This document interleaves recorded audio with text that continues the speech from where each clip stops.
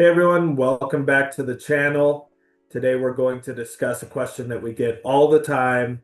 Is it still possible for first-time homebuyers to buy a starter home in Bozeman? Going to give you an honest breakdown, real talk, no fluff. Yeah, so maybe we should give people a little bit of the lay of the land where we sit right now. So the history here in Bozeman was, back in 2008, there was the market crash.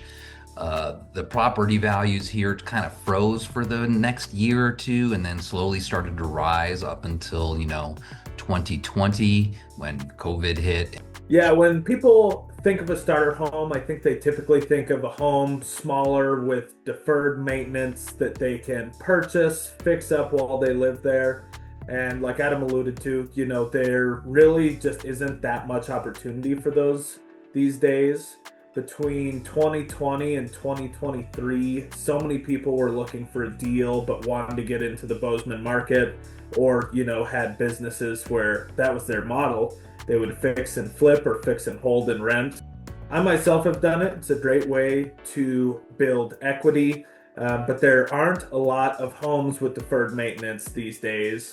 However, those homes that do come on the market and have a little bit of deferred maintenance, because the market has shifted slightly, there isn't as much buyer competition for those homes. A lot of buyers right now want something move-in ready with little work, and we're seeing that reflected in longer time on market these days. So what's it look like today? So these deferred maintenance homes, they're starting to hit the market a little bit more often these days, be swooped up by investors a little bit less. For instance, today, I showed three starter homes to a client. They ranged from 575 to about 625, 1,250 square feet to about 1,500 square feet, but they were in central Bozeman, northwest side, behind the mall. And while some of them did need a little bit of work, could see some updates, they were, for all intents and purposes, move-in ready homes. Were these three-bedroom homes? All of them were 3 bed, 2 bath. One of them was recently remodeled. You're not getting the high-end finishes. It was kind of the Home Depot special. High-end Home Depot special, mind you, the quartz countertops and painted cabinets and whatnot. The other ones, there was some mismatched flooring, some funky layout stuff that caused them to maybe sit on the market a little bit longer and decrease their price to that starter home price point. Okay, so for someone who's going to be moving to town here or is looking to move to town, what do you think the entry level is for them getting into the market? And what can they get with that money? So one of the things that especially first-time home buyers have to consider is you don't have to put 20% down. And if it's your first home, you actually should not put 20% down, in my opinion. Um, I think last year's average for first-time home buyers was 7%. Some first-time home buyers using rural development loans, which are available here for everything outside of Bozeman city limits. You can put 0% down, FHA at 3.5, or most lenders, if not all, have some type of conventionally backed first-time homebuyer loan, usually around 3 to 5%, where you can get better terms just in order to purchase your first home. So you said you recommended for first-time home buyers not to put down 20% if at all possible, even if they do have that amount of money. Why do you recommend that? If money isn't an issue, we're talking starter homes here. I think that this is more geared towards people that are maybe struggling financially to wrap their head around this large of a commitment. And with that in mind, you can only use the first time homebuyer loans as a first time homebuyer. So if you don't use it, you lose it, sort of a thing.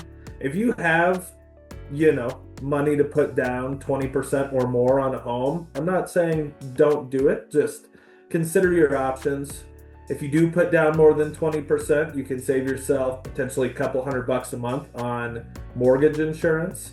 But in my opinion, using that first time homebuyer loan saving the money up front, you can just allocate that money a little bit better than dropping mortgage insurance instantly, especially here where prices have been growing so much that, you know, it's pretty easy to drop that after some gain in equity over a couple of years. Yeah, and I heard a number thrown out. I don't know if it's true or not, but they say most first-time home buyers, after they make their initial purchase of the home, they wind up spending anywhere between $6,000 and $10,000 additionally out of pocket for, furniture, stuff you planned on fixing up, whatever, renovations, whatever. So just kind of, if you keep that money back and you're only putting the 3.5% to 5% down, you get to put that cash towards the projects of the home or anything else, new car. Absolutely. Just wait until after you close on the home. There's nothing worse than being under contract, moving through the process, paying money for inspection, whatnot, and then figuring out you can't close your loan out because you went and bought $10,000 in new furniture or something along those lines. Yeah, that's a big lender no-no. So, up until this point, we've been talking specifically about single family starter homes in Bozeman city limits. I think when we get people that kind of fit this criteria that are looking with us in Bozeman, they don't consider some of these options right away, but do after a little bit of soul searching, so to speak. And what it comes down to is condos and townhouses in Bozeman. A lot of condos have come on the market recently, especially on the northwest side of Bozeman city limits. Price points, for starter condos, mid 400s-ish, which could present an opportunity to get in a little bit cheaper. With those, with a condo, you only own from the studs in, and then the exterior of the home, including landscaping, siding, roof, etc., is all managed by the HOA, and they have higher HOA fees, so you may be paying equal or a little bit more per month, but the overall cost will be less. So for those of you wondering what is the cheapest you can get into the Bozeman market for, you're probably looking at a semi-nice 2-bedroom condo or a really good beat-up 3-bedroom 2-bath condo, probably starting around $395, and then it will go up from there. The median price of a condo in Bozeman currently is right around $625,000. The median price of a single family home is right under $1 million. It's like $929,000. So if you can find that $395,000 property, or maybe a beat up home a little bit outside of city limits, which, since I'm talking about that, what are some of the other areas that people can't afford to buy in Bozeman? What would you recommend for first time home buyers? Yeah, so for many of my first-time home buyers, if you don't have to be in Bozeman city limits or those prices are a little bit daunting to you, I always suggest looking at Four Corners, which, Four Corners still has Bozeman address. It's 4 miles out, Huffine Road. Prices are a little bit lower there. Belgrade, same thing, 8 miles on the interstate, short commute. Prices tend to be anywhere from $100,000, $125,000 less in Belgrade on the median for single family homes. Or, Livingston, which does have a mountain pass in between Bozeman and Livingston that can get closed during some heavy snowfall in the winter season, but it's rare. And prices there tend to be quite a bit lower. They're more homes with a little bit more deferred maintenance. It's an old railroad town. More starter options for sure. Definitely. And then moving further west from Belgrade, in general, the further you move away from Bozeman, the cheaper it's going to be, with some exceptions. After Belgrade comes Manhattan. It has some new construction going in out there, so its average price point actually tends to be a little bit higher than Belgrade, but there are some nice historic homes, a little bit smaller, that I would consider to be great starter homes and then we come to just west of Manhattan, Montana's favorite small town, Right. Three Forks. Um, Again, you're just going to have more options there for the money that you plan to spend, or at least maybe not more options, but cheaper options, and your dollar will stretch further. So for a first-time home buyer getting into the Bozeman area market, what are going to be the steps that are going to position them so that when the time comes and they find that dream house, they're going to be able to pull the trigger and get their offer accepted? Start early would be one of my first suggestions. I've worked with first-time home buyers and people looking at starter homes that, haven't ended up buying a property for a couple of years after our initial conversation, which is totally fine. I'd rather be a help throughout the whole process than have somebody approach me a little bit later on, them not have their stuff in a group, and then, really have to rush to make something happen for them, especially if they're relocating for a job or something like that. So start early. I love when people reach out to us first, because then we can educate them about first-time homebuyer programs, explain the full process, do a real comprehensive consultation, and then put them in touch with some of these entities that do offer down payment assistance and the best first-time homebuyer loan products. Yeah, and this is a really important step, guys, especially in today's market. You want to get hooked up with a lender if you're going to be financing, and you want to be pre-approved before you go out into the market.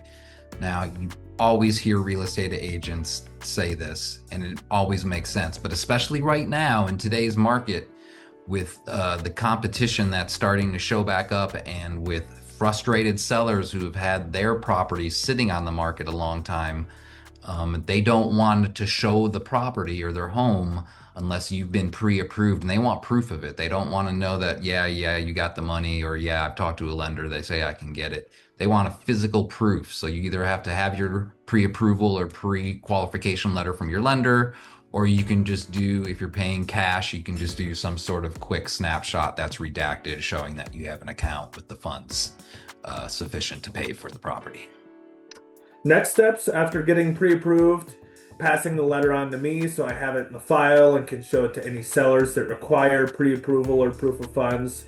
Then I'll set up a super comprehensive search for you and send you properties that are a good fit based on your criteria. I always suggest, especially to people looking at starter homes, be less restrictive in your search in the beginning. I would rather, say you have to have 3 bedrooms. I'd rather send you properties that have 2 bedrooms and an office and have you see those and maybe discard them as something you're not interested in, than to not see them at all and potentially miss out on the one. Yeah, and I can't tell you how many times we've been walking through properties, or we decided to go look at something that wasn't initially on the list, and the clients fell in love with it. Another thing that I really stress with all of my clients, but in particular my first-time home buyers, is the importance of communication. Sounds silly, I know, but there's so many moving parts in these deals that the one time that things go wrong is when there's just a lack of communication. Very least, you're going to hear from us once a week, if not more. Tend to over communicate rather than under communicate. If somebody tells me it's too much, I'll back off, but otherwise, knowledge is power, Amen. So in short, can you still buy a starter home in Bozeman? The answer is yes. There are just some additional nuances that make it a little bit tricky and make prepping ahead of time so important. So again, thanks for watching, everyone. Hit the like and subscribe buttons and hit the notification bell. We got new videos coming out all the time. We appreciate you watching, and we'll see you next time.